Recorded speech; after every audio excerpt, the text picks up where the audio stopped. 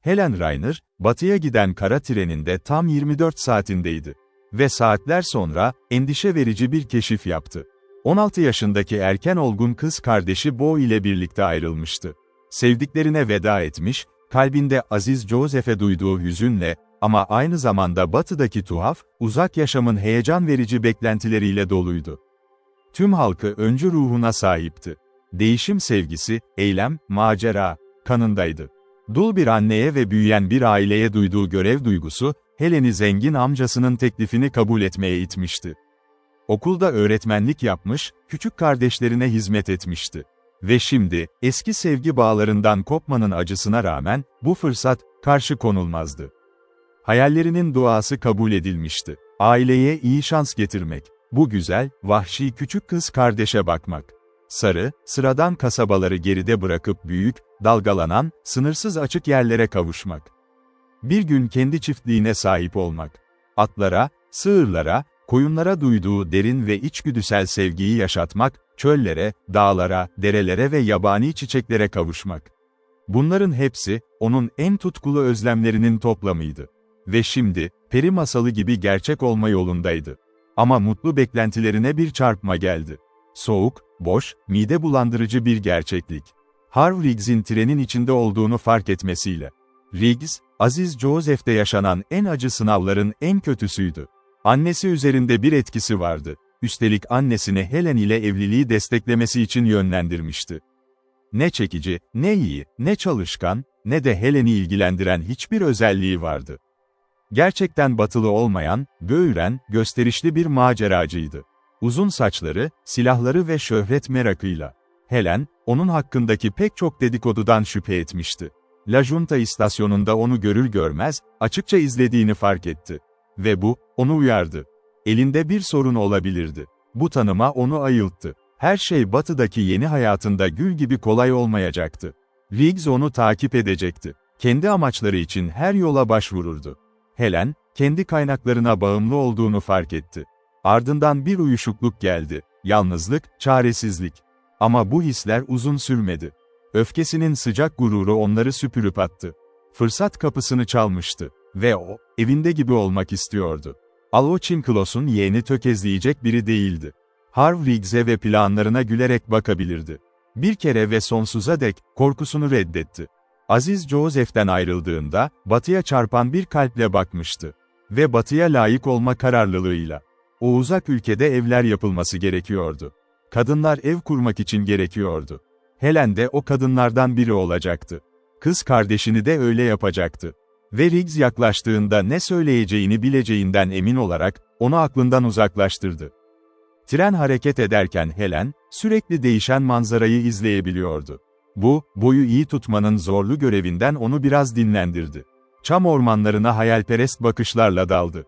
Kırmızı, kayalık vadilere, loş, cesur dağlara. New Mexico'nun uzak bölgelerinde bir altın ihtişam gibi yanan güneşi gördü. Bu ışık onda yeni, heyecan verici ve geçici hayaller doğurdu. Bo'nun coşkuları sessiz değildi. Güneş batıp renkler solar solmaz, büyük sepeti çıkarmaları için ısrar etti. Evden getirdikleri yiyecekler için. Otobüsün sonunda, birbirine bakan iki koltuk vardı. Ve orada, sepetin üstüne yığılmış, tüm bagajlar. Aslında her zamankinden daha fazla eşyaları vardı. Çünkü anneleri, zengin amcanın gözünde iyi görünmeleri için para ve zahmet harcamış, onlara güzel ve işe yarar kıyafetler almıştı. Kızlar ağır sepeti dizlerinin üzerine koyarak birlikte oturdular. Yediler, serin, karanlık çıkıntılara bakarken. Tren yavaşça gürültü yapıyordu, görünüşe göre tamamen virajlı bir yolda. Kalabalık otobüste akşam yemeği vakti gelmişti. Helen büyük, vahşi dağlık arazilere o kadar dalmıştı ki yolculara çok az dikkat etti. Ama yine de gördü. Arabadaki erkekler, kadınlar ve birkaç çocuk, hepsi orta sınıf, fakir ve umutlu. Yeni batıya gidip evler arıyorlardı. Muhteşem ve güzeldi bu, ama aynı zamanda açıklanamaz bir hüzün taşıyordu. Tren penceresinden, ormanların dünyası ve uzun çıplak aralarındaki kayalıklar o kadar yalnız, o kadar vahşi görünüyordu ki, sanki yaşanması imkansız bir yerdi. Ne kadar sonsuz mesafe, saatlerce, kilometrelerce, ne ev, ne kulübe, ne Hint çadırı. Ve dereleri, akan suları seven Helen, hiç su göremedi. Sonra karanlık çöktü. Serin bir gece rüzgarı pencereden esti. Beyaz yıldızlar mavi karanlıkta birer birer yanmaya başladı. Kız kardeşler ellerini kenetleyip başlarını birbirine yaslayarak uyudular, ağır bir pelerin altında. Ertesi sabah erken saatlerde, kızlar yine bitmez tükenmez sepete dalmışlardı ki tren Las Vegas'ta durdu. "Bak, bak," diye bağırdı Bo heyecanlı bir sesle. "Kovboylar." "Ah, Nell, bak." Helen gülerek önce kız kardeşine baktı. Ve düşündü, ne kadar bakması güzeldi. Bo küçüktü, içten atan bir hayat doluluğuyla. Kestane rengi saçları ve koyu mavi gözleri vardı. Ve o gözler şimdi parlıyordu. Haydut gibi, bir mıknatıs gibi çekiyordu. Dışarıda, kaba istasyon platformunda demiryolu işçileri, Meksikalılar ve uzanmış bir kovboy grubu vardı. Uzun, zayıf, bacakları eğimli adamlardı. Genç, samimi yüzler ve dikkatli gözler. İçlerinden biri özellikle dikkat çekiyordu.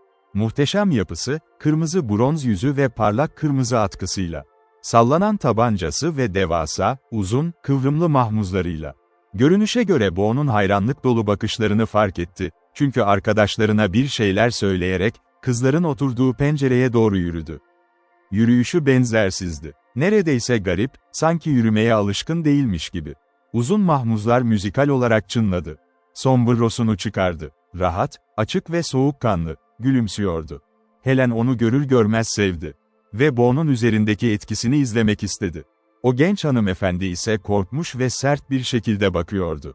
"İyi günler," diye uzattı kovboy, yavaş ve iyi mizahlı bir gülümsemeyle.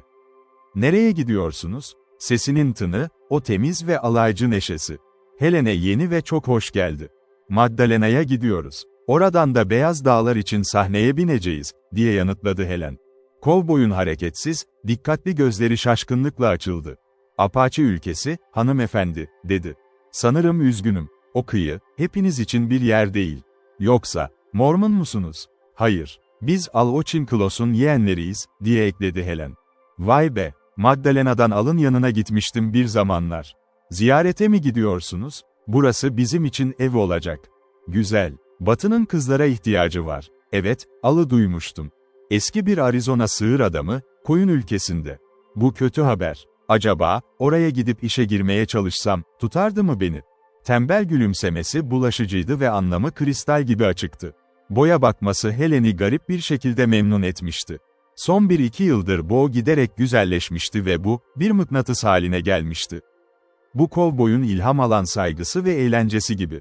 Kesinlikle Bo'nun dikkatinden kaçmamıştı. "Amcam bir mektupta, çiftliği yönetmek için hiçbir zaman yeterli adamı olmadığından bahsetmişti," diye yanıtladı Helen, gülümseyerek.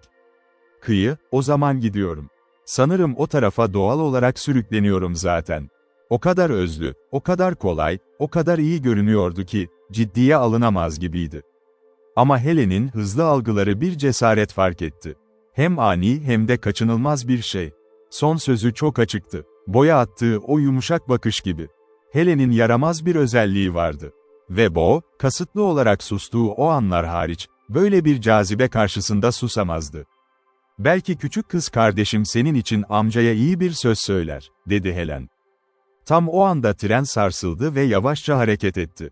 Kovboy, arabanın yanında 2 uzun adım attı. Kızgın çocuksu yüzü neredeyse pencerenin hizasındaydı. Gözleri şimdi utangaç, biraz özlemli, ama cesur. Ve Bo'ya sabitlenmişti. "Hoşça kal, tatlım," diye seslendi. Durdu, gözden kayboldu. "Peki," dedi Helen, pişmanlıkla, yarı üzgün, yarı eğlenerek. Ne kadar ani bir genç beyefendi. Bo güzelce kızarmıştı. "Nell, ne kadar muhteşem değil miydi?" diye patladı, gözleri parlıyordu. "Öyle demezdim ama, iyiydi," diye yanıtladı Helen, Bo'nun alınmamış gibi görünmesine içten seviniyordu. Bo'nun pencereden dışarı bakmak ve el sallamak istediği açıkça belliydi. Ama sadece dışarı baktı ve hayal kırıklığıyla sustu. "Sence o, amca Al'ın yanına gelecek mi?" diye sordu Bo. Çocuk, o sadece eğleniyordu. "Nell, bahse girerim geliyor." "Ah, harika olurdu. Kovboyları çok seveceğim. Beni peşinden koşan Harv Riggs'e hiç benzemiyorlar." Helen iç çekti. Kısmen iğrenç talibinin hatırlatmasından, kısmen de Bo'nun geleceği çocuğu gizemli bir şekilde çağırmasından. Helen aynı anda hem anne hem de iradeli bir ruha sahip kızın koruyucusu olmak zorundaydı. Tren görevlilerinden biri kızların dikkatini bir noktaya yöneltti. Yeşil, eğimli bir dağa, çıplak kayadan oluşan cesur ve küt bir zirveye. Ve orada, açlık zirvesinde, Kızılderililerin bir zamanlar İspanyolları aç bıraktığına dair bir hikaye anlattı.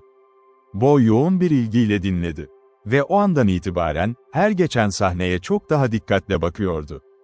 Meksikalıların kerpiç evleri onu memnun etti. Sonra tren Kızılderili bölgesine çıktı.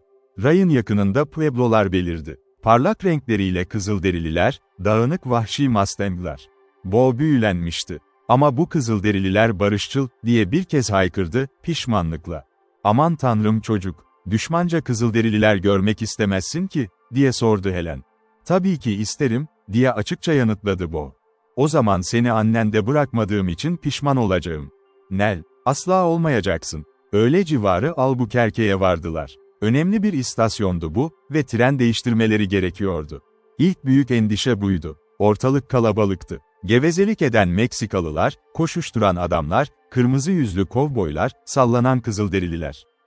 Her yerde gürültü, karmaşa. Helen sakinliğini korumakta zorlandı. Boyu izlemek, bagajları taşımak, doğru treni bulmak. Ama onlara dikkat eden nazik tren görevlisi tam da bu anda yetişti. Onları bir trenden diğerine geçirdi. Helen bunun için çok minnettardı. Albuquerque zor bir yer, diye itiraf etti görevli. Arabada oturun ve pencereden dışarı çıkmayın. İyi şanslar. Arabada sadece birkaç yolcu vardı. Hepsi Meksikalıydı, ön uçta. Bu yan tren, bir yolcu vagonundan ve arkasına bağlı bir dizi yük vagonundan oluşuyordu. Helen biraz karamsar bir şekilde kendi kendine söyledi. Yakında Harv Riggs hakkındaki şüphelerinin haklı olup olmadığını anlayacaktı. Eğer Magdalena'ya gidiyorsa, o gün bu vagona binmeliydi. Bo uyarıları dinlemedi. Başını pencereden dışarı çıkardı. Gözleri hayranlıkla büyümüştü, ağzı açık. Nell, diye fısıldadı. O adamı gördüm. Riggs'i. Trene binmeye hazırlanıyordu. Bo, onu dün gördüm zaten, diye cevapladı Helen, ciddi bir şekilde. Seni takip etti. O. Şimdi Bo, heyecanlanma, diye azarladı Helen. Evden ayrıldık. Olayları olduğu gibi karşılamalıyız. Riggs gelmiş olsa da, onu idare ederim. O zaman onunla konuşmayacaksın mısın? Hiç ilgin yok mu? Elimden gelirse yapmam. Diğer yolcular trene bindi. Tozlu, kaba ve yırtık adamlar, sert yüzlü, kötü giyimli, emekle işaretlenmiş kadınlar, birkaç Meksikalı daha. Gürültüyle koltuklarını buldular. Sonra Helen, Harv Riggs'in içeri girdiğini gördü. Yüklü adımlarla, orta boylu, koyu ve gösterişli görünümlüydü. Uzun siyah bıyık ve saç bırakmıştı. Kıyafeti dikkat çekiciydi, siyah ceket, siyah pantolon, yüksek şık botlar, nakışlı yelek, akıcı kravat ve siyah bir sombrero. Kemeri ve silahı belirgindi. Diğer yolcular arasında, öne çıkıyordu. Bagajlarını bırakır bırakmaz kendini topladı. Aniden döndü ve kızların oturduğu koltuğa doğru yürüdü. Karşıdaki koltuğun koluna oturdu. Sombrerosunu çıkardı ve bilerek Helen'e baktı. Gözleri parlıyordu. Sert ve huzursuz bir titreme vardı bakışlarında. Ağzı kaba ve kibirliydi. Helen onu hiç evinden bu kadar kopuk görmemişti. Ve bu farklılık, kalbine soğuk bir şekilde dokundu. "Merhaba, Nell," dedi. "Beni görünce şaşırdın mı?" "Hayır," diye soğuk bir şekilde yanıtladı. "Riske giresim geldi, şaşırdım. Harv Riggs, evden ayrılmadan bir gün önce sana söyledim. Benim için yapabileceğin ya da söyleyebileceğin önemli bir şey yok. Sanırım öyle değil, Nell. Takip ettiğim her kadının bunu düşünmesine sebep vardır. Ve sen de biliyorsun. O zaman beni takip ettin, buraya kadar, diye sordu Helen.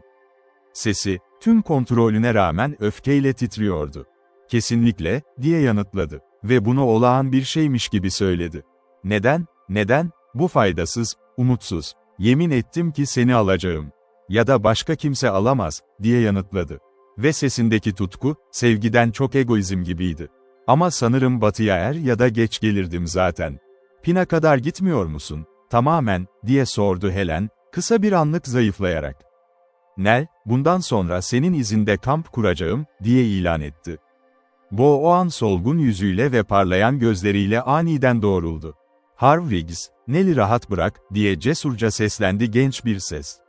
Şunu söyleyeyim sana, Eğer onu takip edip daha fazla rahatsız edersen, amcam Al ya da bir kovboy seni bu topraklardan kovar. Merhaba, Pepper, diye soğukkanlı bir şekilde yanıtladı Riggs. Görüyorum ki görgü kuralların hala gelişmemiş. Ve kovboylara hala çok bayılıyorsun. İnsanlar iyi terbiyeyle. Bo, sus, diye uyardı Helen. O anda Bo'yu azarlamak zordu. O genç hanımefendi, Riggs'den en ufak bir korku duymuyordu. Gerçekten yüzüne tokat atacak gibi görünüyordu. Ve Helen bunu fark etti ama, zekası, vahşi bir ülkeye gitme olasılıklarını çoktan kavramıştı. Cesur olma kararlılığı ne olursa olsun, gerçek başlangıç, kendi kendine güvenme ruhu onu biraz sarsmıştı. Ama bu küçük, parlayan gözlü kız kardeş, şu an bir koruyucu gibi duruyordu. Bo Batı'ya çok daha kolay uyum sağlayacaktı diye düşündü Helen. Çünkü o çok gençti, çok ilkeldi, çok elementaldi. Bo Riggs'e sırtını döndü ve pencereden dışarı baktı. Adam güldü. Sonra ayağa kalkıp Helen'in üzerine eğildi. "Nell, sen nereye gidersen ben de gidiyorum," dedi kararlı bir şekilde. "Bunu dostça da kabul edebilirsin, düşmanca da. Ama buradaki insanlara bana karşı bir his bile verme. Canım acıyabilir, birinin. Arkadaş gibi davransak daha iyi olmaz mı? Çünkü gidiyorum, sana bakacağım.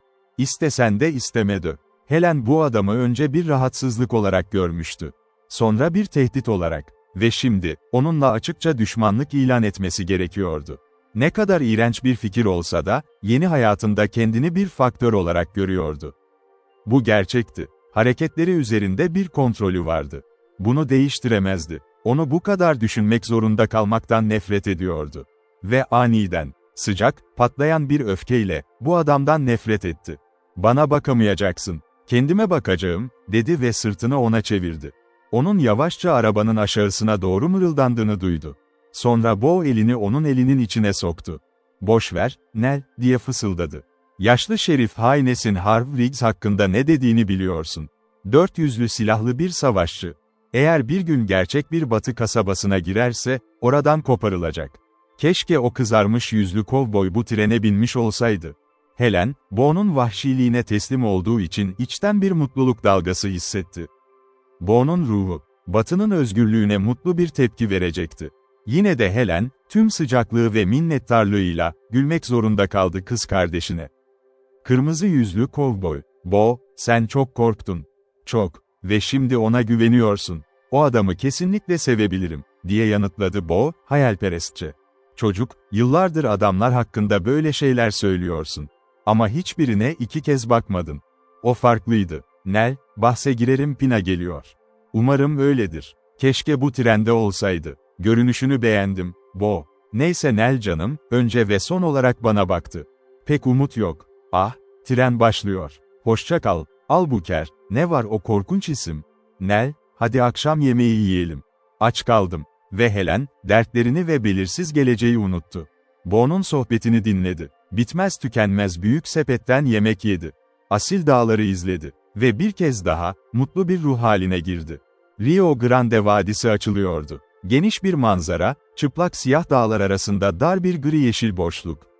Sarı nehir sıcak bir güneş altında parıldıyordu. Bo, kerpiç kulübelerinden fırlayan çıplak küçük Meksikalı çocukları görünce sevinçle çığlık attı. Kızılderililer, Mustang'lar ve özellikle coşkulu atlarıyla şehre giren bir kovboy grubu onu büyüledi. Helen, Bo'nun işaret ettiği her şeyi gördü. Ama bakışlarının en uzun süre tuttuğu, harika dalgalı vadi ve Loşmor uzaktı. Ondan bir şeyler saklıyordu gibi hissetti. Böyle bir şeyi daha önce hiç yaşamamıştı. Güneş sıcaktı. Pencerenin dışına elini uzattığında anladı bunu. Ve güçlü rüzgar, trene kuru toz tabakaları üflüyordu. Güneybatı'nın bu 3 büyük faktörünü fark ettiği için de, güneş, toz ve rüzgar. Ve bu farkındalık, onları sevdirdi. Açık, vahşi, güzel ve yalnız bir topraktı bu. Ve içindeki dokunaklı çağrıyı hissetti, aramak, çabalamak, bulmak, yaşamak için. O sarı vadiye tek bir bakış, amcasını anlamasını sağlamıştı. Ruhen ona benziyordu. Ve bunun başka bir anlam taşıdığını da biliyordu. Sonunda Bo yoruldu ve parlak başını solmuş pelerine koyarak uyuya daldı. Ama Helen devam etti. O kaya ve düz topraklara kararlı, ileri görüşlü bir bakışla baktı. Ve uzun saatler boyunca, toz bulutları ve sıcaklık perdeleri arasında izlerken, güçlü ve huzursuz duygular yavaş yavaş yerli yerine oturdu. Fiziksel kabulüydü bu. Gözleri ve duyuları, Batı'yı, ruhen çoktan kabul ettiği gibi almıştı. Helen, kadının onu nerede koyarsa evini sevmesi gerektiğine inanıyordu. Görevden değil, zevkten, romantizmden ve yaşamdan. Bu muazzam uçsuzlukta, çıplak toprakta ve açık gökyüzü altında, hayat nasıl sıkıcı ya da monoton olabilirdi ki? Rio Grande Vadisi'nin son anını üzüntüyle izledi. Sonra paralel dağ sıralarını, ama önünde kilometrelerce telafi vardı. Diğer vadiler, cesur siyah kayalık sarsıntılar, sınırsız sarı ovalar, seyrek sedir sırtları, beyaz kuru yıkamalar, güneş ışığında göz kamaştırıcı alkali yataklar ve altın ve mavi çiçeklerin açtığı çöl alanları.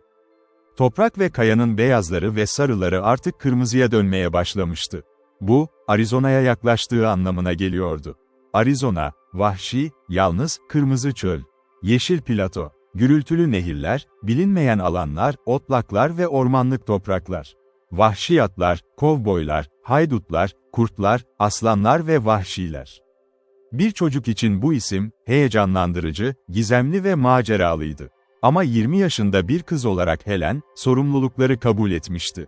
Kalbinin derinliklerini saklıyor ve annesinin dile getirdiği şikayeti gizliyordu. Erkek doğmamış olmanın talihsizliğini. Zaman geçti. Helen izledi, öğrendi ve hayal kurdu. Tren uzun aralıklarla, hiçbir şey görünmeyen yol kenarı istasyonlarında durdu. Sadece kerpiç kulübeler, tembel Meksikalılar, toz ve sıcak. Bo uyandı ve konuşmaya başladı. Şeften öğrendiler ki Magdalena'ya sadece 2 istasyon kalmıştı. Ve Bo, tahminlerle doluydu. Kim onlarla karşılaşacaktı, ne olacaktı? Helen yeniden ciddi gerçekliklere döndü. Büyük bir coşku vardı içinde ama, kesin olarak ne olacağını bilmiyordu. Riggs 2 kez koridordan geçti. Koyu yüzü, açık gözleri ve alaycı gülümsemesiyle kasıtlı olarak baktı.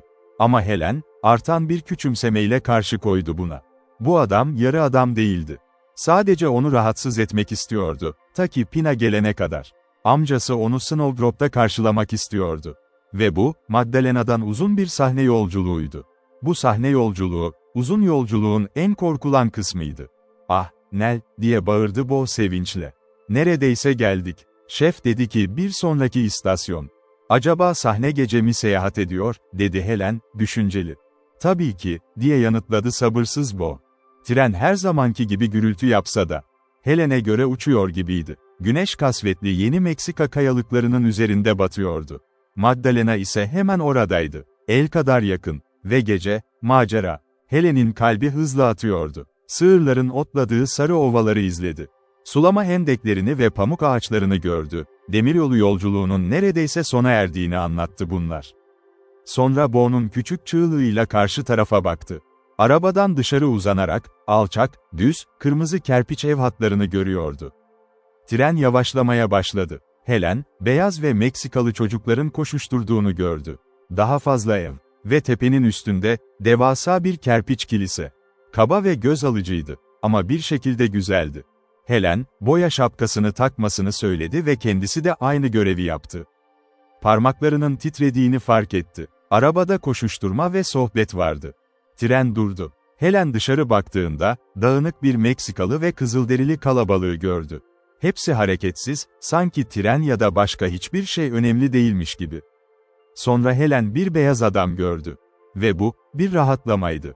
Öne çıkmıştı. Uzun ve geniş biriydi. Bir bakışta dikkat çekiciydi. Gri püsküllü avcı kıyafeti giyiyordu. Ve tüfek taşıyordu. Bölüm ve burada, kız kardeşlere bagajlarında yardım edecek nazik bir görevli yoktu. Helen, Bo'nun kendi payını almasını istedi.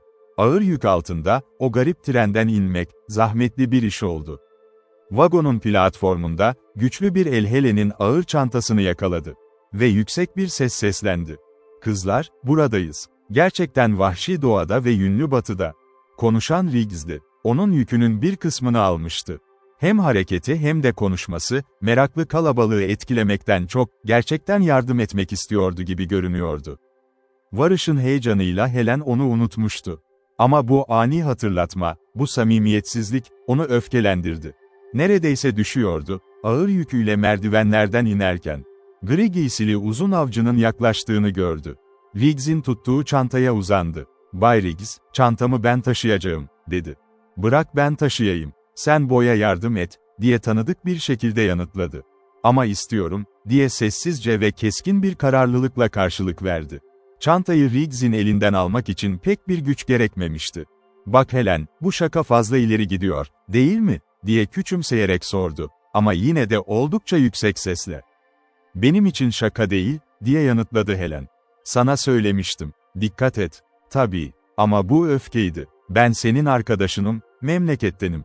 Ve bir kavga, seni korumamı engellemez. Ta ki amcanın evinde güvende olana kadar. Helen ona sırtını döndü. Uzun avcı az önce Bo'ya doğru yürümüştü. Sonra Helen, pürüzsüz bronz bir yüze ve delici gri gözlere baktı. Sen Helen Raynor mısın, diye sordu. Evet, benim adım Dale. Seni görmeye geldim. Ah, amcam seni gönderdi, diye hızlıca rahatlayarak sordu Helen. Alın beni gönderdiğini söyleyemem, diye başladı adam, ama sanırım. Riggs araya girdi. Helen'in kolunu tutarak onu bir adım geri çekti. Söyle beyefendi, o Chimklos sizi genç arkadaşlarımla buluşmaya mı gönderdi, diye kibirlice talep etti. Dale'in bakışı Helen'den Riggs'e kaydı. Bu sessiz gri bakışları okumak zordu. Ama Helen'i heyecanlandırıyordu. Hayır, kendi işim için geldim, diye yanıtladı Dale. O zaman anlarsınız, onlar benim sorumluluğumda, diye ekledi Riggs.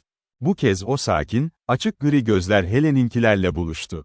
Ve gözlerin arkasında, bir gülümseme mi vardı? Yoksa başka bir şey mi? Helen, sanırım bu adamın ilgisini istemediğini söyledin bana. Kesinlikle söyledim, diye hızlıca yanıtladı Helen. Tam o anda Bo yanına kaydı ve kolunu hafifçe sıktı. Muhtemelen aynı şeyi düşünüyordu. İşte burada, gerçek bir batılı adam vardı. İlk izlenimi buydu. Ve ardından hızlı bir rahatlama geldi içine. Riggs Dale'e daha da yaklaştı. Bak, ben Teksaslıyım. Zamanımızı boşa harcıyoruz ve acele etmemiz gerekiyor, diye araya girdi Dale. Tonu dostça görünüyordu. Ve Teksas'ta ne kadar uzun yaşasaydın bile, bir hanımefendiye rahatsızlık eden biri gibi konuşmazdın. Ne, diye bağırdı Riggs. Sağ eli belirgin bir şekilde kalçasına doğru indi. Silahını fırlatma, patlayabilir, dedi Dale. Riggs'in niyeti neydi? Belki de tam olarak buydu. Ve Dale bunu okumuş gibiydi. Riggs kızardı ve silahını sarstı. Dale'in eli, Helen'in gözü takip edemeyecek kadar hızlı parladı. Ama o, vurduğu gürültüyü duydu. Tabanca platforma doğru fırladı. Bir grup Kızılderili ve Meksikalı dağıldı. Bir gün kendine zarar verirsin, dedi Dale. Helen böyle bir ses hiç duymamıştı. Yavaş, serin, heyecansız, acelecesiz. Ve yine de, her kelimesi anlamlıydı. Bir şeyler taşıyordu içinde. Bo küçük, tutkulu bir çığlık attı. Riggs'in kolu gevşekleşmişti. Şüphesiz uyuşmuştu. Baktı ve baskın ifadesi şaşkınlıktı. Kalabalık kıkırdamaya ve fısıldamaya başlayınca. Riggs Dale'e kötü niyetli bir bakış attı. Sonra Helen'e baktı ve silahının düştüğü yöne doğru şıpırdadı. Dale ona daha fazla dikkat etmedi. Helen'in bagajını toplarken sakin bir sesle, hadi, dedi. Ve kalabalığın arasından bir koridor açıldı. Kızlar peşinden geldi. Nell, sana ne demiştim, diye fısıldadı Bo. Ah, hepiniz çok yoruldunuz. Helen dengesizliğinin farkındaydı. Hızla birbirini izleyen öfke, korku ve rahatlama, onu oldukça zayıf bırakmıştı. Kalabalığın arasından geçince şezlonglarda eski gri bir posta arabası ve 4 zayıf at gördü. Yıpranmış, güneşten yanmış bir adam sürücü koltuğunda oturuyordu. Yanında dizlerinin üzerinde tüfek tutan genç bir adam vardı. Başka bir adam, genç, uzun, zayıf, esmer. Otobüs kapısını açık tutuyordu. Sombrosunu dokunarcasına selamladı kızları. Gözleri ise keskin bir şekilde Dale'e yöneldi.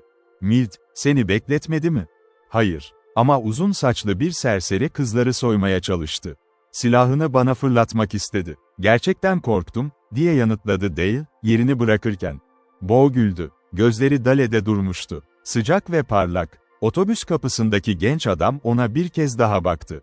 Ve koyu yüzünün sertliğinde, bir gülümseme belirdi. Dale, kızlara yüksek basamaktan sahneye çıkmaya yardım etti. Hafif bagajları içeri attı, ağır parçaları üste. Joe, tırman, dedi. Wall, Milt, diye uzattı sürücü. Hadi devam edelim. Dale tereddüt etti. Elini kapıya koydu. Kalabalığa bir kez daha baktı. Sonra Helen'e, sanırım sana söylemem gereken bir şey var, dedi. Ve kararsızlık, onu endişelendiriyordu açıkça. "Ne?" diye bağırdı Helen. "Kötü haber. Ama açıklamak zaman alır. Ve hiç zaman kaybetmemeliyiz. Acele etmemiz gerekiyor mu?" diye sordu Helen, keskin bir şekilde doğrularak. "Sanırım evet. Burası Snowdrop sahnesi mi?" "Hayır. O sabah gidiyor. Bu eski tuzağı bu gece için hazırladık." "Ne kadar erken o kadar iyi. Ama ben, anlamıyorum," dedi Helen, şaşkın. "Sabah arabasına binmek senin için güvenli olmaz," diye yanıtladı Dale. "Güvenli? Ne demek istiyorsun?" diye haykırdı Helen. Önce ona, sonra Bo'ya endişeyle baktı. "Açıklamak zaman alır. Ve gerçekler fikrini değiştirebilir. Ama bana güvenemiyorsan, sana güveniyorum," diye hemen araya girdi Helen, bomboş bir ifadeyle. "Bizi Snowdrop'a götürmek mi istiyorsun?" "Snowdrop'a uğramamak en iyisi olur," diye yanıtladı kısaca. "O zaman Pina mı? Amcama. Al o Çinklosa." "Evet, elimden geleni yapacağım." Helen nefesini tuttu. Bir tehlikenin kendisini tehdit ettiğini hissediyordu. Bu adamın yüzüne kadınsı bir keskinlikle sabit bir şekilde baktı. Bu an, Batı'nın onu hazırladığını sezdiği kader kararlarından biriydi. Artık onun ve Bo'nun geleceği kendi yargılarına bağlıydı.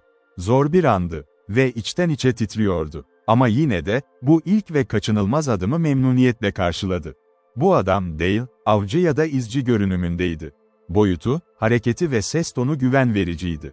Ama Helen gördüklerinden karar vermek zorundaydı. Yüzü berrak bronz gibiydi. Çizgisiz, gölgesiz, sakin bir maske. Temiz kesimli, güçlü çeneli. Ve harika şeffaf gri gözler. "Evet, sana güveneceğim," dedi. "Bin, acele edelim. Yolda açıklarsın. Her şey hazır, bil." "Haydi," diye seslendi Dale. Sahneye girmek için eğilmek zorunda kaldı. Ve içeri girince, odayı dolduruyor gibiydi. Sürücü kamçısını şaklattı. Sahne sarsıldı ve yuvarlanmaya başladı. Kalabalık geride kaldı. Helen gerçekliğe uyandı. Bo'nun büyük gözlerle avcıya baktığını gördü. Ve hayal ettiğinden çok daha garip bir maceranın başladığını hissetti, o eski posta arabasının sallanan yuvarlanmasıyla birlikte. Dale sombrosunu bıraktı ve öne eğildi. Tüfeğini dizlerinin arasında tuttu. Artık yüzüne ışık daha iyi yansıyordu. Çünkü başı çıplaktı. Helen böyle bir yüzü hiç görmemişti. İlk bakışta koyu bronz ve sert görünüyordu, sonra berrak, soğuk ve mesafeli oldu. Ama yine de yoğundu. Keşke üzerinde bir gülümseme görebilseydi. Ve zar atılmıştı şimdi, neden ona güvendiğini tam anlayamıyordu. Tek bir şey vardı, bir kuvvet. Ama ne tür bir kuvvet olduğunu fark edemedi. Bir an sert sanıdı, sonra tatlı. Sonra ikisi de değil. "Kız kardeşin olduğuna sevindim," dedi hemen sonra. "Onun benim kız kardeşim olduğunu nasıl bildin?" "Sana benziyor sanırım. Başka kimse böyle düşünmemişti," diye yanıtladı Helen, gülümsemeye çalışarak. Bo ise gülümsemekte zorlanmadı. "Keşke Nell kadar güzel olsaydım," dedi. "Nell, adın Helen değil mi?" diye sordu Dale. "Evet, ama birkaç kişi bana Nell diyor. Nell'i Helen'den daha çok seviyorum." "Ve senin adın?" diye devam etti Dale, Bo'ya bakarak. "Benimki Bo. Sadece B.O. Saçma değil mi? Ama adımı kim koydu ise öyle verdi." "Bo, güzel ve kısa. Daha önce hiç duymamıştım. Ama yıllardır pek az insanla tanıştım." "Ah, kasabadan ayrıldık," diye bağırdı Bo. "Bak Nell, ne kadar çıplak. Tam çöl gibi. Burası çöl. 40 mil boyunca bir tepe ya da ağaç yok." Helen dışarı baktı. Düz, donuk yeşil bir alan yoldan uzaklaşarak dalgalanıyordu. Ve ileride, karanlık bir ufuk çizgisine dönüşüyordu. Güneş ışınsız batıyordu. Açık, ıssız ve yalnız bir manzaraydı bu. Ve içinde, soğuk bir heyecan yarattı. "Amcan Al, hiç Billsley adında birinden söz etti mi?" diye sordu Dale. "Gerçekten söz etti," diye yanıtladı Helen, şaşkınlıkla. "Billsley, o isim bize tanıdık ve tiksindirici. Amcam yıllardır o adamdan şikayet etti. Sonra acı bir şekilde öfkelendi, suçlamalar yaptı. Ama son bir yıldır tek kelime yok." "Peki, şimdi," diye başladı avcı içtenlikle. "Kötü haberi halledelim. Endişelendireceğim için üzgünüm. Ama Batı'yı olduğu gibi almayı öğrenmelisin. İyi ve kötü var burada, belki daha çok kötü. Çünkü ülke genç. Açıkça söylemek gerekirse, bu Billsley bir çete tuttu. Haydutlar, yarın Snowdrop'a gideceğin sahneyi karşılamak için. Seni kaçırmak için." "Beni, kaçırmak mı?"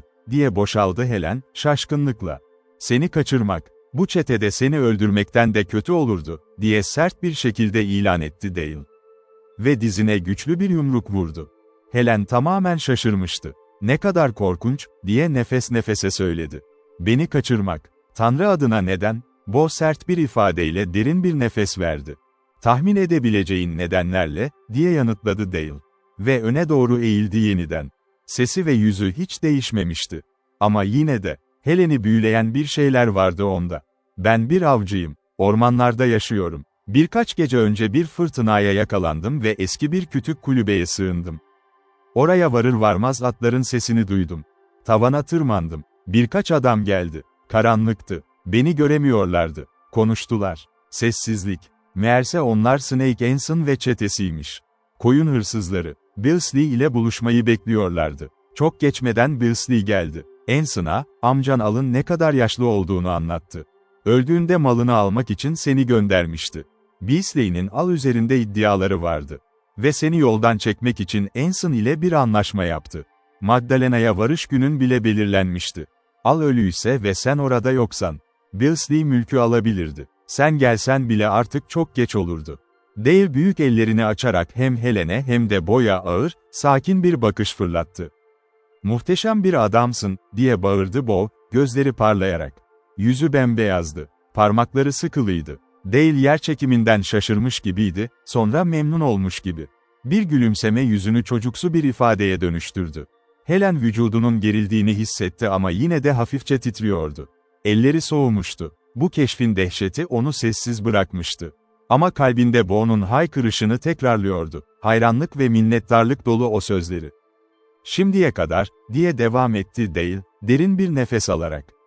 "Şaşırmana şaşmamak. Açık sözlü konuşma tarzım var. Şimdi Snowdrop yolunda 30 mil binmemiz gerekiyor. Bugün diğer çocuklar, Roy, John ve Hal, Showdown'dan ayrılacaktı. Atlarımı ve sürülerimi getirdiler. Yolda onlarla buluşacağız. Bu gece belki, ya da yarın. Umarım bu gece olur. Çünkü Anson'ın çetesi Magdalena'ya geliyordu." Helen çaresizce ellerini sıktı. "Ah, hiç cesaretim yok mu?" diye fısıldadı. "Ben de senin kadar korkuyorum, Nell," dedi Bo, onu kucaklayarak. Teselli edici bir sesle. "Bu normal," dedi Dale, sanki onları mazur görüyormuş gibi. "Ama korkun olsa da olmasa da, hazır olun. Zor bir iş bu. Ama elimden geleni yaptım. Ve şu an Magdalena'da olsaydınız ya da başka herhangi bir yerde, amcanınki hariç hiçbir yer bu kadar güvenli olmazdı." Bay Dale," dedi Helen, gözyaşları gelirken. "Beni korkak ya da nankör sanma. Ben ikisi de değilim. Sadece, çok şok oldum. Beklediğimiz, hayal ettiğimiz şeyin yerine, bu korkunç bir sürpriz. Boş ver, Nell. Ne gelirse alalım," diye mırıldandı Bo. "İşte bu," dedi Dale. "Bakın, en kötüsünü söyledim açıkça. Belki kolay geçeriz. Çocuklarla buluştuğumuzda atlar olacak. Binebilir misiniz?" Bo hayatı boyunca atlara alışkın. "Ben de oldukça iyi binerim," diye yanıtladı Helen.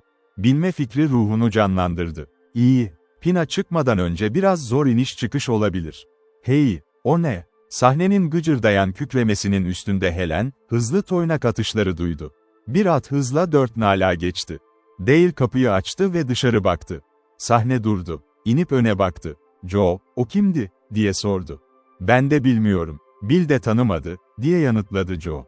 "Arkasından biraz gördüm. Garip bir binişi vardı. Yanımızdan yavaşladı, geçti. Şimdi yeniden koşuyor."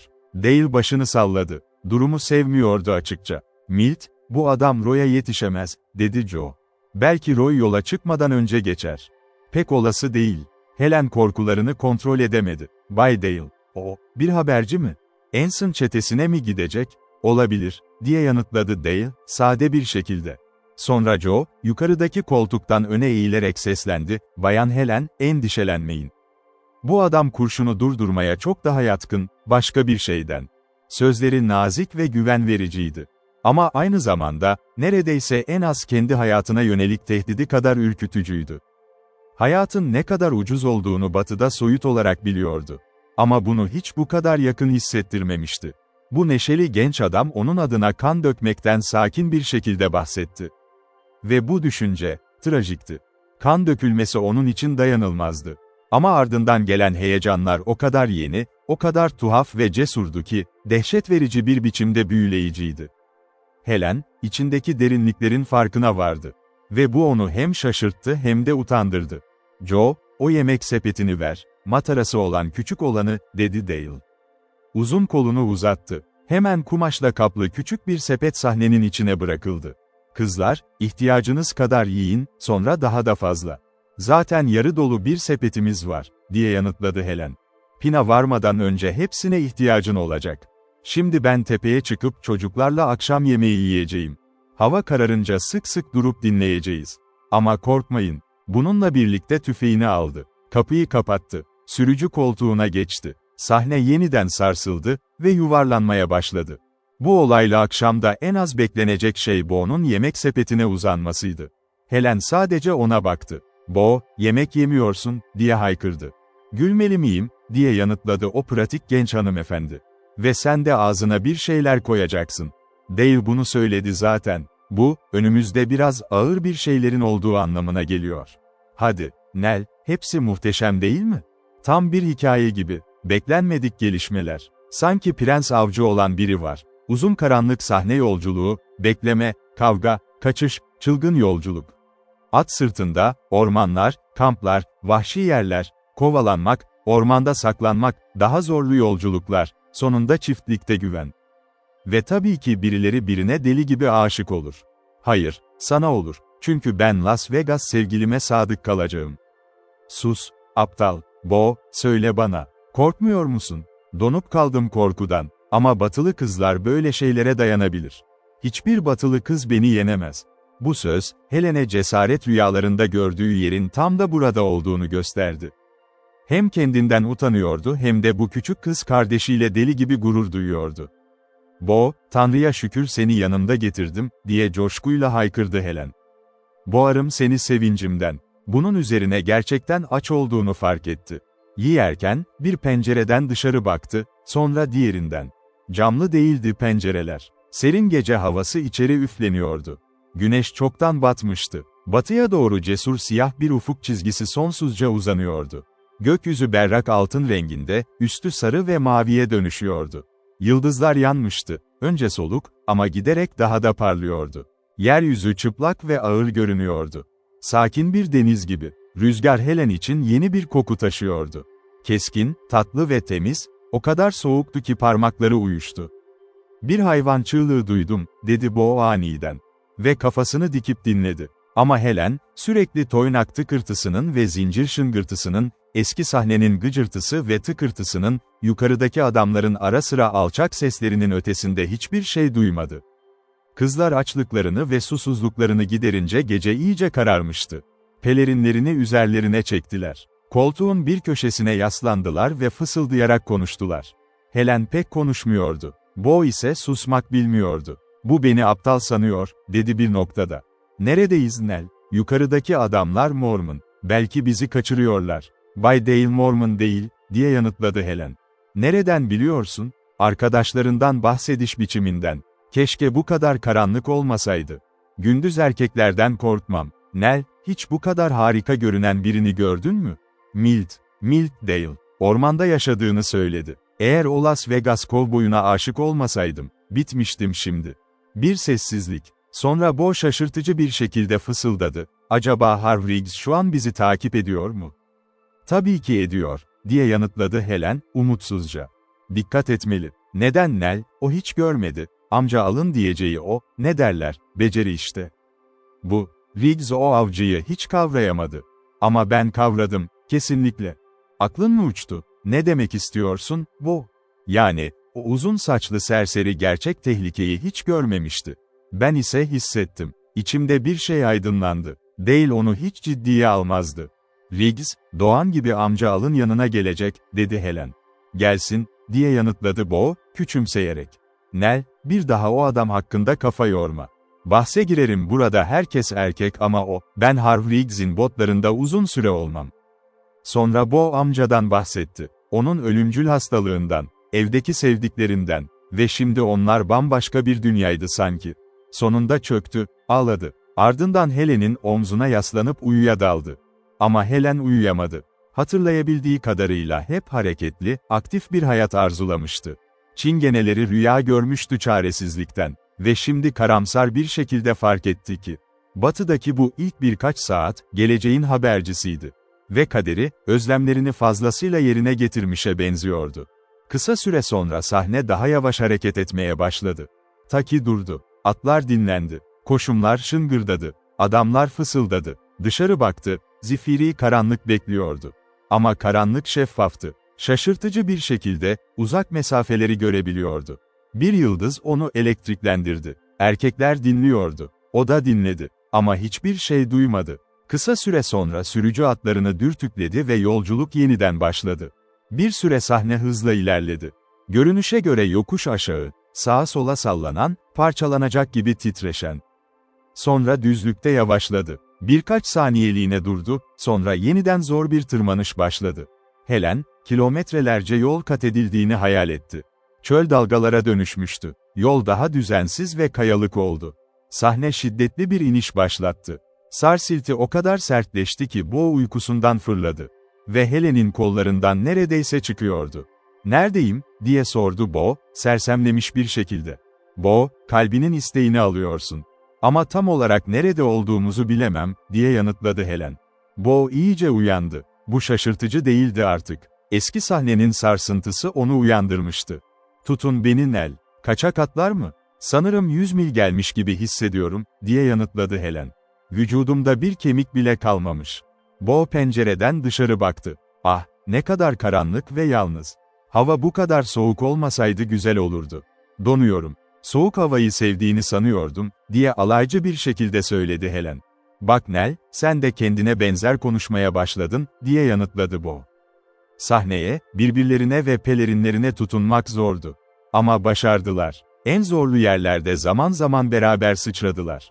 Bo başına sert bir darbe aldı.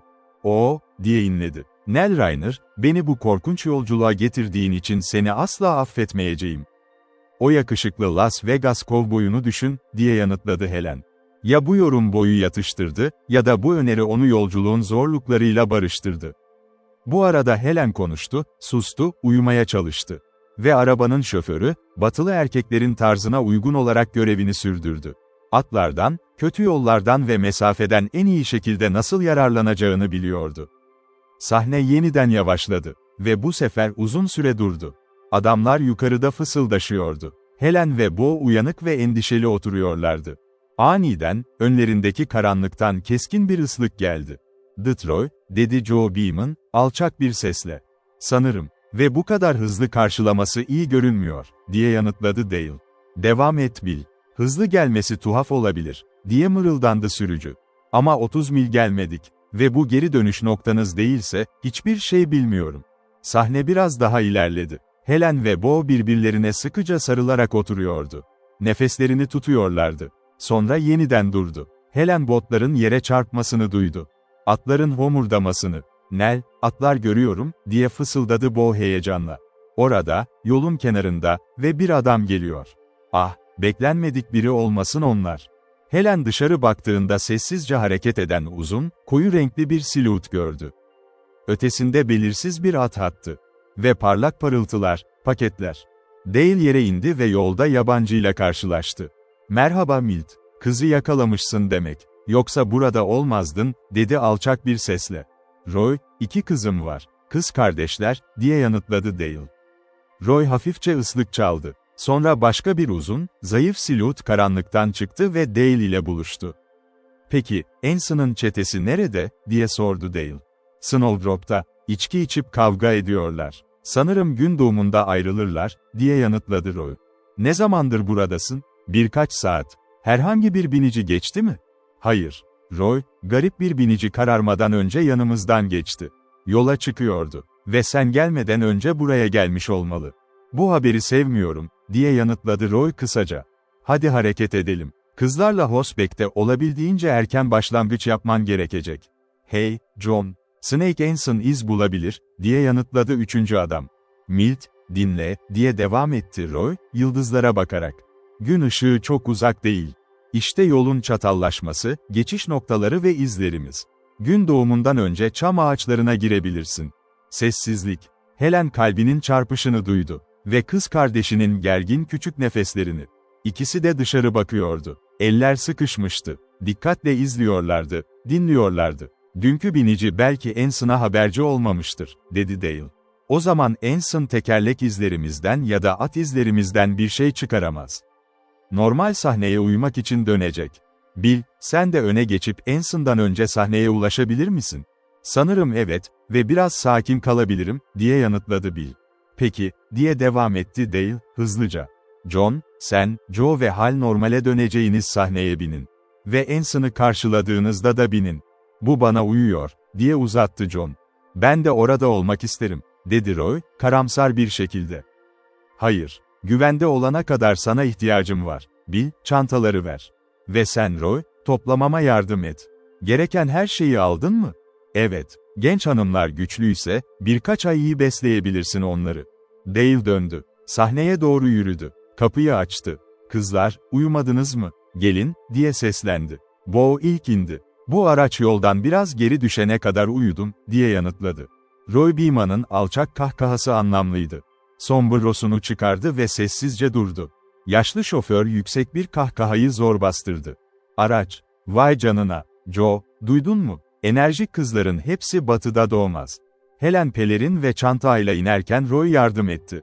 Helen onun yüzüyle karşılaştı. Keskin gözler vardı. Hem nazik hem de saygılıydı. İlgisini hissetti. Ağır silahı, alçaktan sallayarak, indi. Dale sahneye uzanıp sepetleri ve çantaları çıkardı. Yere koydu. Dön Bill ve git. John ile Hal şimdi takip edecek, diye emretti Dale. Wal Gurler, dedi Bill, onlara bakarak. Tanıştığımıza memnun oldum. Ve ülkemin size sunduğu küfürlerden, hakaretlerden ve alçak numaralardan utanıyorum.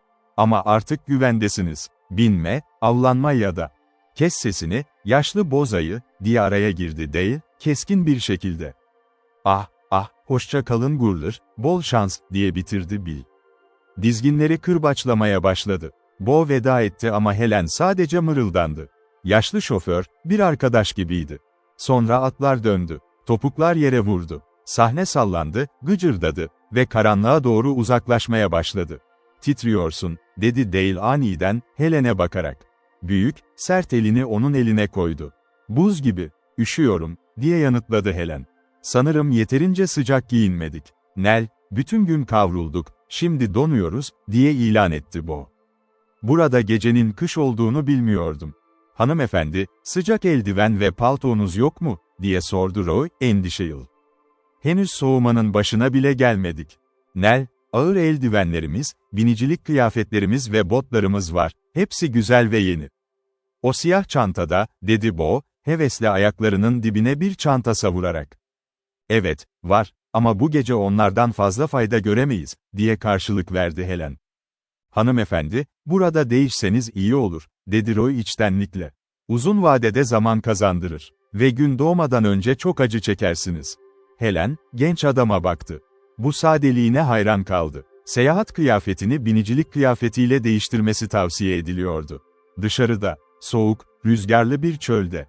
Gecenin ortasında, garip genç adamlar. Bo, hangi çanta, diye sordu Dale, sanki kız kardeşiymiş gibi. Ve Bo birisini işaret edince, onu aldı. Yoldan çık. Bo onu takip etti. Helen de kendini otomatik olarak onların peşinde buldu. Dale onları yoldan birkaç adım uzaktaki alçak çalılıkların arkasına götürdü. Çabuk değiştirin, dedi. Kıyafetlerinizi paketleyeceğiz. Sonra uzaklaştı ve birkaç adımda gözden kayboldu. Bo oturup ayakkabılarının bağcıklarını çözmeye başladı. Helen onun solgun olduğunu görebiliyordu. Güzel yüzü, yıldız ışığında büyük parlayan gözleri. O an içine bir düşünce düştü. Bo, Batı hayatında ondan çok daha iyi başarı gösterecekti. Nell, o adam iyidir, dedi Bo, düşünceli bir şekilde. Değil mi? Soğuk mu? Acele et, dedi. Helen, o açık, rüzgarlı çölde soyunmaya nasıl başlayacağını anlayamıyordu. Ama görevi cesaret gerektiriyordu. Soğuk rüzgar onu delip geçti. Bo'nun haline neredeyse gülebilirdi. "GGGG", diye gevezelik etti Bo. Hayatımda hiç bu kadar üşümemiştim. Nell Rainer, Tanrı seni affetsin. Helen kendi dertlerine o kadar odaklanmıştı ki konuşacak nefesi yoktu. Güçlü ve sağlıklıydı. Elleri hızlı ve etkin çalışıyordu. Ama bu, hayatının en zor fiziksel sınavıydı. Neredeyse alt ediyordu onu. Bo birkaç saniye önde bitirdi, düğmelere yardım etti ve bir çizme bağladı. Sonunda Helen seyahat kıyafetlerini çantaya tıktı. İşte, ama ne karmaşa, diye bağırdı Helen. Ah Bo, o güzel seyahat elbiseleri. Yarın düzeltiriz, diye yanıtladı Bo. Ve kıkırdadı. Yola çıktılar. Bo garip bir şekilde, kendi payını neredeyse taşımıyordu. Ve duraksız ilerliyordu. Adamlar bir grup atın yanında bekliyordu. Biri paket atıydı. Hiç yavaş değilsiniz, dedi Dale, Helen'i yükten kurtararak. Roy, onları kaldır. Ben bu çantayı asıyorum. Roy iki atı dışarı çıkardı. Kalk, dedi Bo'ya işaret ederek. Bu eğerin üzengileri sıkı değil. Bo binmede ustaydı. Ama bu sefer çok garip ve yavaş hallediyordu. Helen gözlerine inanamıyordu. Üzengi nerede, diye sordu Roy. Onların içine gir. Sanırım yakın. Sağ. Dikkat et. Midilli ürkek. Tutun onu. Bo, Helen'in ona verdiği üne layık olmuyordu. Şimdi, hanımefendi, kalk, dedi Roy Helen'e. Ve bir an sonra kendini siyah, enerjik bir atın üstünde buldu. Soğuktan hissiz olsa da damarlarında akan heyecanı hissediyordu. Roy hızlı elleriyle üzengilerle ilgileniyordu. Daha uzunsun, tahmin ettim, dedi. Uyanık kal ama ayağını hafif tut. Şimdi güzel, o kalın yumuşak botlara sahip olduğuna sevindim. Belki hep birlikte beyaz dağların ötesine geçeceğiz. Bo, bunu duyuyor musun, diye seslendi Helen. Ama Bo cevap vermedi. Eğerinde alışılmadık bir şekilde yaslanmıştı. Helen endişelendi. Tam o sırada Dale onlara doğru yürüdü. Her şey hazır mı Roy? Hazırım, diye yanıtladı Roy. Sonra Dale Helen'in yanına geldi.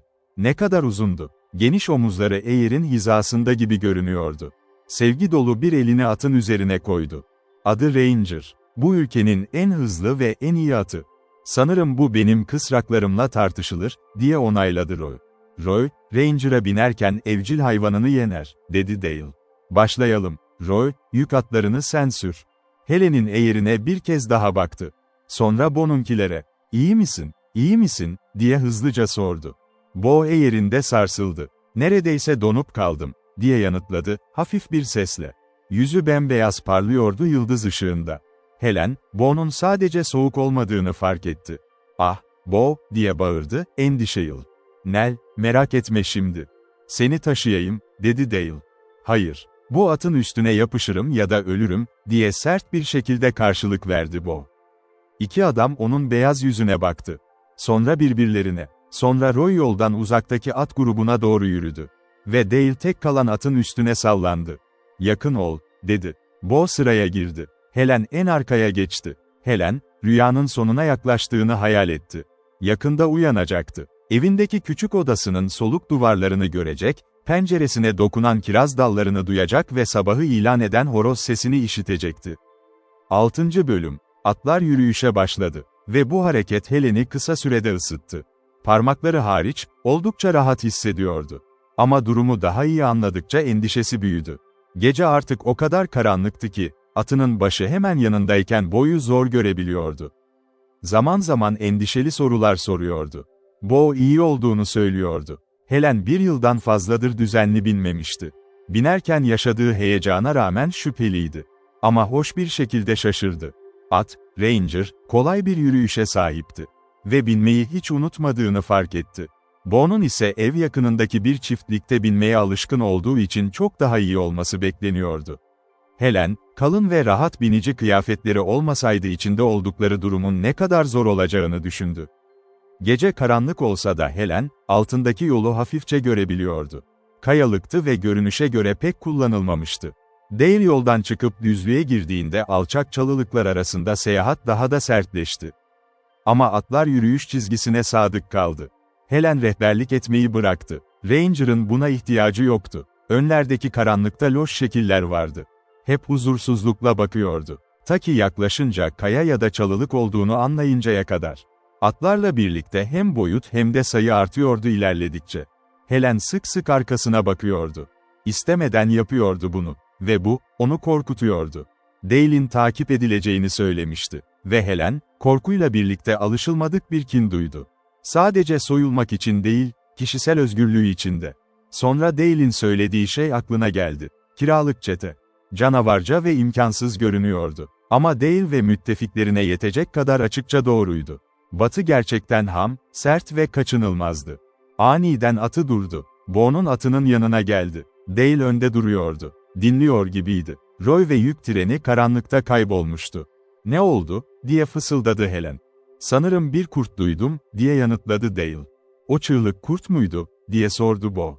"Duydum. Çılgınca bir sesti. Tepe eteklerine yaklaşıyoruz," dedi Dale.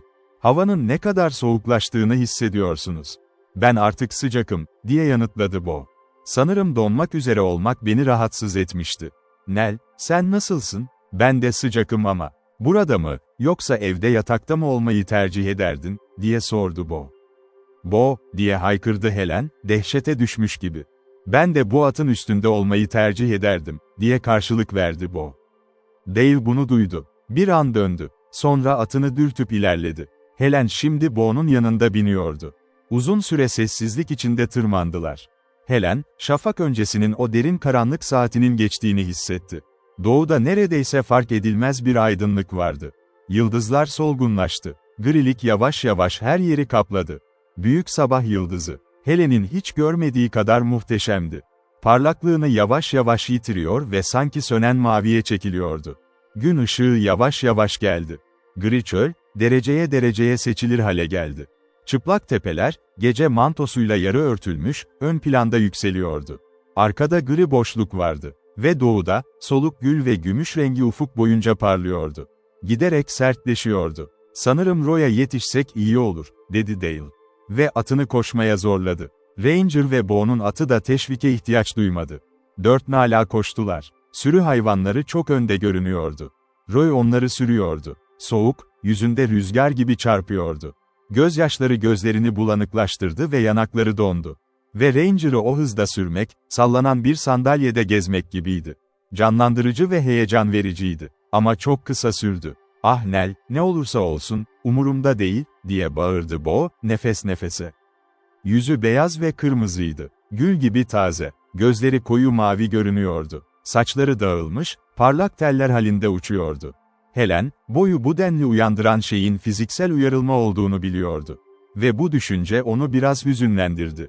Roy bir tepenin etrafından ilerlediğinde gün ışığı açılmıştı. Uzakta sedir ağaçlarından oluşan çalılıklar ve onların yanında uzun sürü hayvanları. "Kuzey yamaçlarda daha uzun süre kar kalır. Bu yüzden orada büyürler," dedi Dale. Sığ görünüp derin çıkan bir vadiye indiler. Genişledi. Sonra başka bir yamaca tırmandılar. Tepeye çıkınca Helen doğan güneşi gördü.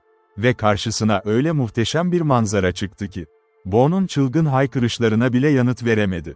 Çıplak, sarı, sedir noktalı yamaçlar. Görünüşe göre düz ama çok yavaş yükselen. Ve ileride, yoğun, yırtık bir orman çizgisine uzanan kararma, menzil üstüne menzil. Sonunda muhteşem dağın çıplak zirvesi.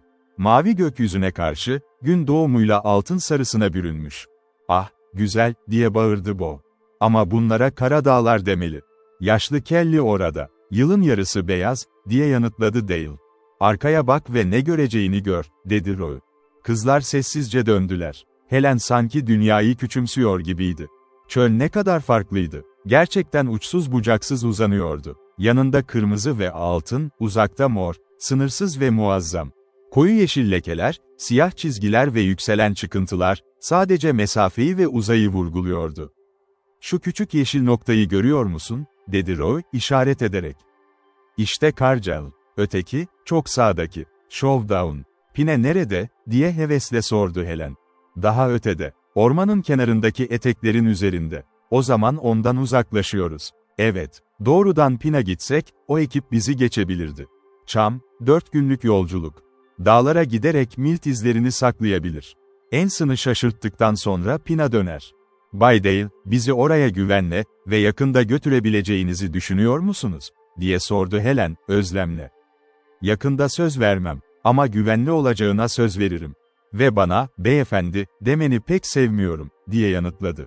"Hiç yemek yiyecek miyiz?" diye sordu Bo, çekingen bir şekilde. Roy Beeman, gülerek Bo'ya döndü. Helen onun yüzünü tam ışıkta ilk kez gördü. İnce ve sertti. Koyu bronz, şahin gözleri. Kare çene ve belirgin yüz hatları. Hafif bir sakal. Geliyoruz, diye yanıtladı Roy. Oduna ulaşır ulaşmaz. Fazla uzun sürmez. Sonra iyi bir dinlenme olur, dedi Dale. Ve atını koşmaya zorladı. Uzun bir saatlik düzenli koşu boyunca Helen'in gözleri her yerdeydi. Kısa çimen ve çıkan karanlık lekeler, cüce sedir ağaçları. Vadiler, sanki sihirli açılıyordu. Ve ileride, yalnız çam ağaçları.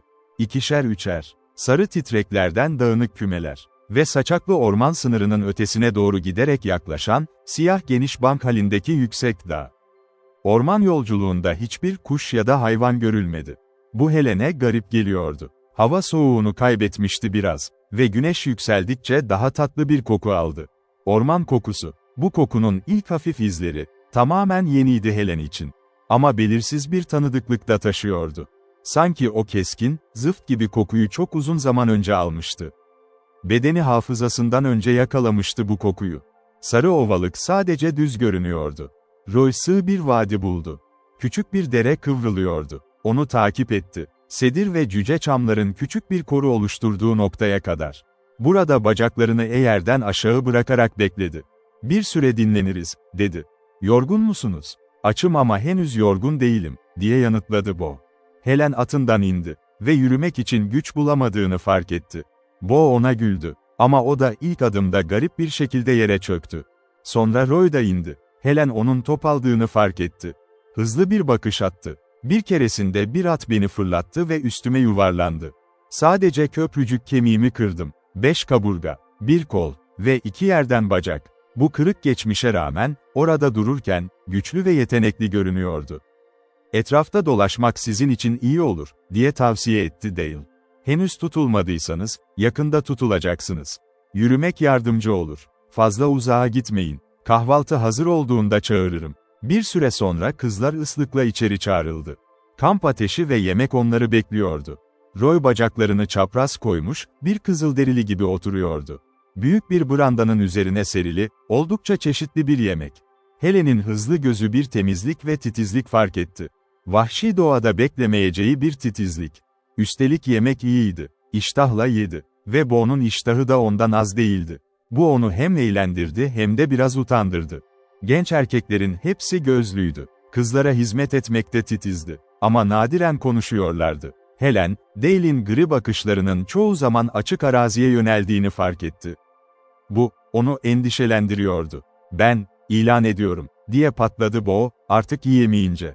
İnanılmaz. Rüya görüyorum. Nell, bindiğin siyah at gördüğümün en güzeli.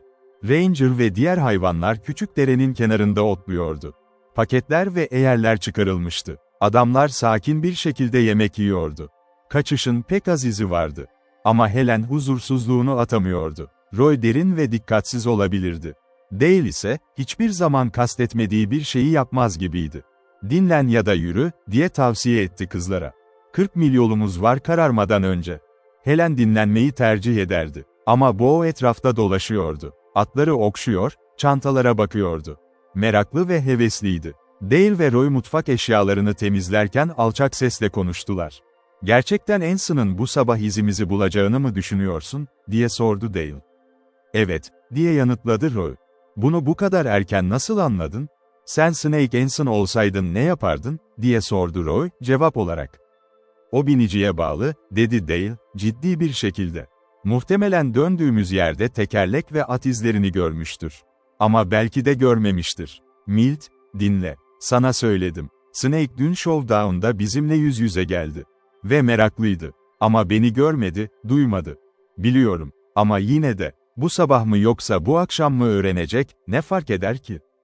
Peki, Anson sahneyi korursa kavga beklemiyor musun? Önce ateş etmesi gerekir. Bu pek olası değil. John ile Hal, geçen yıl atışma sahnesinden biraz çekingen kalmıştı.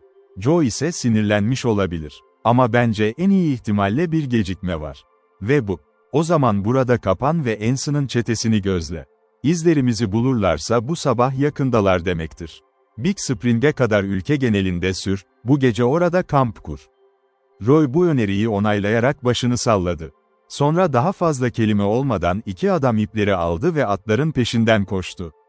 Helen Dale'i izliyordu. Ta ki Bo heyecanla bağırdı. Helen döndüğünde küçük sarı bir vahşi Mustang gördü. Arka bacaklarına dikilerek havaya tırmanıyordu. Roy onu yakalamıştı ve şimdi kampa sürüklüyordu. "Nell, o vahşi midilliye bak," diye bağırdı Bo. Helen öfkeli Mustang'ın yolundan çekildi. Roy onu yakındaki bir sedir ağacına çekti. "Hadi bakalım Buckskin," dedi Roy sakin bir sesle. Titreyen hayvana yavaşça yaklaştı. Elini tele yaslayarak lassoya doğru süzdü. Buckskin gözlerinin beyazlarını ve dişlerini gösteriyordu. Ama Roy durduğunda, halka gevşedi. Başının üzerinden kaydırdı. Burnuna karmaşık bir düğüm yaptı. "Buna hackamore denir," dedi. "Dizginsiz ve sanırım hiç olmayacak da. Ona binmiyor musun?" diye sordu Helen. "Bazen," diye yanıtladı Roy, gülümseyerek. "Denemek ister misiniz?" "Hayır teşekkürler," diye yanıtladı Helen. "Vay," diye patladı Bo. "Şeytan gibi görünüyor. Ama deneyebilirdim, sence yapabilir miydim?" Batı'nın yabani mayası Bo Reiner'da hızla kök salmıştı. "Şimdilik izin vermiyorum," diye yanıtladı Roy, kuru bir şekilde. "Güçlü bir hayvan. Atar. Dolar mı diyorsun?" "Sanırım öyle." Sonraki yarım saat Helen, açık menzilde atların nasıl yönetildiğini gördü ve öğrendi. Ranger hariç, Roy'un körfezi ve Bo'nun bindiği beyaz midil, diğer atlar gerçekten bağlanıp sürülmek ve eğlenlenmek için zahmet istiyordu. Korkusuz, güçlü ve sabırlı erkekler gerektiriyordu. Demir kollar gibi. Ve Helen Reiner için, bu adamlara güveni sağlayan şey işte buydu. Gözlemleyen bir kadına o yarım saat çok şey anlatıyordu. Her şey hazır olduğunda Dale atlandı ve önemli bir ifadeyle, "Roy, gün batımında seni arayacağım." "Umarım daha önce," dedi. "Wall, kötü haberlerle erken gelemem kolay değil. Umarım en iyisi olur. Şimdiye kadar şanslıydık.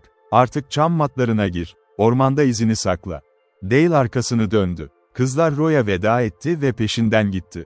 Kısa süre sonra Roy ve sarı Mustang, bir grup ağacın arkasında gözden kayboldu. Engelsiz atlar öne geçti. Yük hayvanları peşlerinden koştu. Biniciler hemen arkasındaydı. Koşu koşuya seyahat. Çantalar yukarı aşağı, sağa sola sallanıyordu. Güneş Helen'in sırtında sıcak hissediyordu. Ve rüzgar, neredeyse buz gibi soğukluğunu kaybetmişti. Nemli, kuru, tatlı bir koku vardı. Dale sığ vadiden yukarı çıktı. Üst seviyelerde yüksek tahta ve birkaç siyah orman sınırı vardı. Ormanın kenarına ulaşmak uzun sürmedi. Helen bu yeri neden bu kadar erken görüp seveceğini anlamıştı. Ama yine de büyük çamların o düzlükte neden bu kadar uzağa büyüdüğünü merak etti. Ormana doğru sürdüler. Helen için bu başka bir dünyaya garip ve kritik bir girişti. Onu tanımak ve sevmek için yazgılmıştı. Çamlar büyük, kahverengi kabuklu, işlenmiş ve düğümlüydü. Ama sıradan bir yapının ötesinde, ihtişam ve güzellik vardı onlarda. Birbirlerinden çok uzak duruyorlardı. Aralarında küçük çam ve az çalılık gelişiyordu. Zemin dikkat çekiciydi. Yüksek gümüşi çimenler ve geniş kahverengi çam iğnesi yataklarından oluşuyordu. Bunlar Roy'un bahsettiği, çam matları, YDI. Orada burada yıpranmış ya da çürük düşmüş devasa dallar yatıyordu. Helen ormanın sessizliğiyle ve atların tuhaf gerçeğiyle sarsıldı. Nadiren ses çıkarıyorlardı. Çıkardıklarında ise, ölü bir dal kırılması ya da toynak sesi gibi geliyordu. Esnek bir zemin fark etti. Çam matları, atların toynaklarının altında kauçuk gibi çöküyordu. Ve geçtikten sonra, iz bırakmadan geri fırlıyordu. Helen geride bıraktıkları hiçbir iz göremedi. Dale'i takip etmek için keskin bir göz gerekliydi bu ormanda. Bu bilgi onu sonsuz derecede rahatlattı. Ve uçuş başladığından beri ilk kez, zihin ve kalpten yükü kalkar gibi hissetti. Bo ise çok gençti, çok vahşiydi, çok yoğundu. Koşulları umursamayacak kadar, gerçekliğe tepki veriyordu. Helen artık kesinlikle biliyordu ki Bo gerçek bir Oçinklos'tu. 3 uzun gün boyunca Helen bir kısıtlama hissetti. Korku altında kalmıştı son saatlerdir.